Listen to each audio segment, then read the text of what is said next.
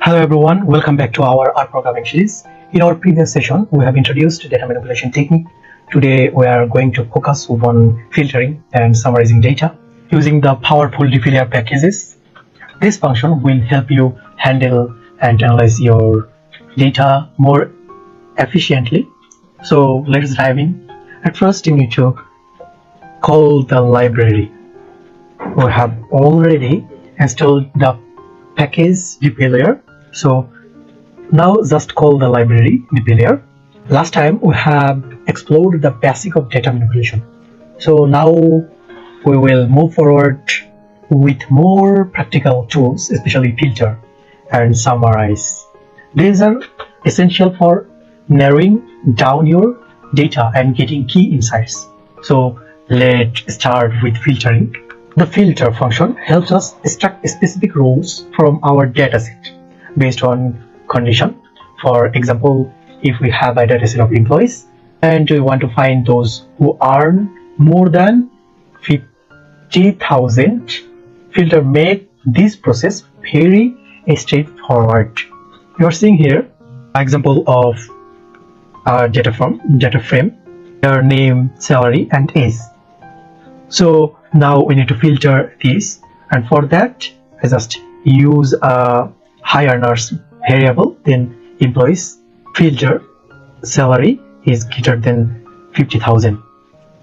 So just run it, then you are seeing here who is above 50,000 salaries. So John and Mike. As you can see, we have filtered out employees with salaries greater than 50,000. This is particularly useful when you are working with large dataset and want to focus on a subset of data that meets a specific criteria. Now let's move on to summarize. This function, summarize function, allows us to compute summary statistics for our data, such as average, mean, or sum, or counts. For instance, let's calculate the average salary of our employee. You are seeing here a code. This is our average salary variable, and here you are seeing a code average salary is equal to mean salary, and we just print this variable. So let's run it, and you are seeing here the average salary. Here we have calculated the average salary for all employees by using summary function in great for quick high-level insights like this. So what if we want to calculate statistics for a specific group within our dataset? We can combine group by with summarize to achieve that.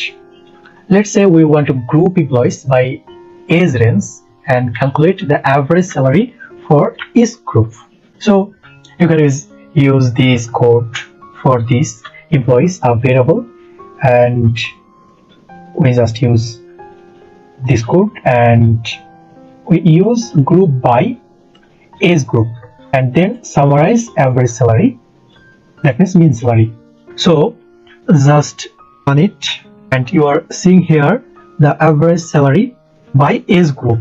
So we have added a new column, age group, to categorize employees, and then used group by to group the data by age category. This allows us to calculate the average salary for each age group. Grouping your data like this is a powerful tool when you are analyzing different category within your dataset. And here you are seeing the just average salary, but here you are seeing, just look at that, average salary by group, age group 30 and above and under 30. But here you are just seeing the average salary, and this is the difference between group by and just average. When you just use the group by, that means it will be separated by some groups which you need. So it's your turn.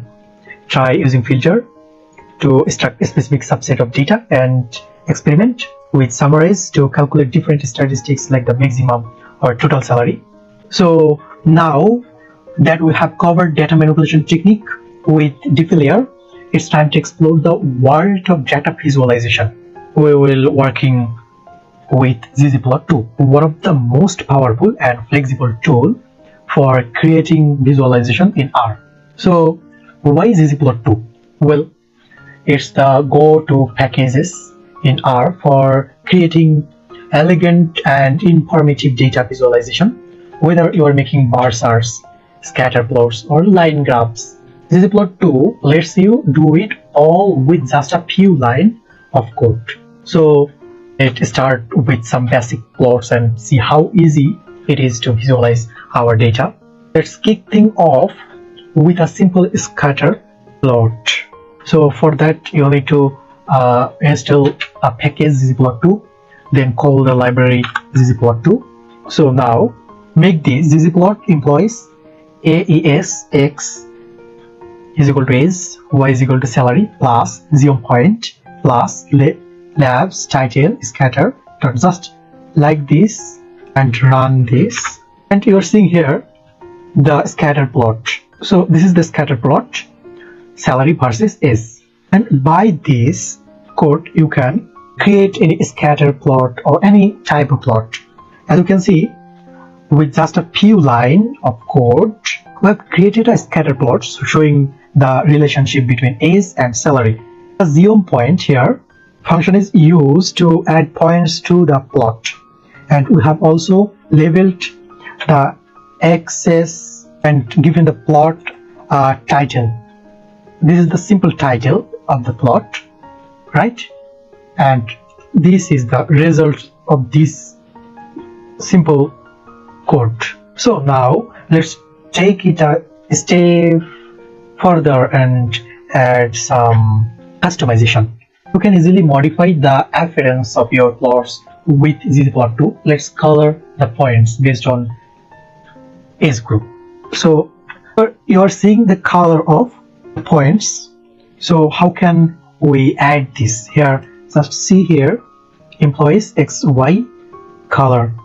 I just add this color, and geom point size is equal to 3, and here just look at here, geom point is nothing, and here geom point is equal to 3. And for that, the previous plot was this, and now this plot is that kind of. Here we have added color to the points based on the age group. So age group variable we created earlier. We also adjusted the size of the points and used a minimal theme to make the plot clear. This is just one example of how flexible ggplot is when it comes to styling your visualization. So let's try to another population visualization, the bar chart. We will create a bar chart showing the average salary of each group. So just look at this. This is a variable. We just use this employees, group by age group, summaries, and now ggplot geom bar labs theme light theme, and this is the code for a bar chart. And you are seeing here bar chart is group versus salary. This bar chart shows the average salary for each age group. The geom bar, here you are seeing the geom bar. This function creates the bars, and by setting stat is equal to identity, we ensure that the height of the bars reflects the actual value from our summary table. Okay, so now that you have seen how easy it is to create both scatter plot and bar chart, it's time to experiment on your own. Try plotting different variables or use a dataset of your choice, and then custom your plots by changing colors, themes, and labels to make things as informative as possible. So in today's session, we explored how to filter and summarize data by DP layer, and we also saw how to group data for more detailed insight, and then we also explored the basic of data visualization using ggplot2. We created scatter plots and bar chart, and we learned how to customize this visualization. And In the next video, we'll dive deeper into more advanced plotting technique. So be sure to stick around for that. And that's for today. Thanks for watching. See you next. Bye bye.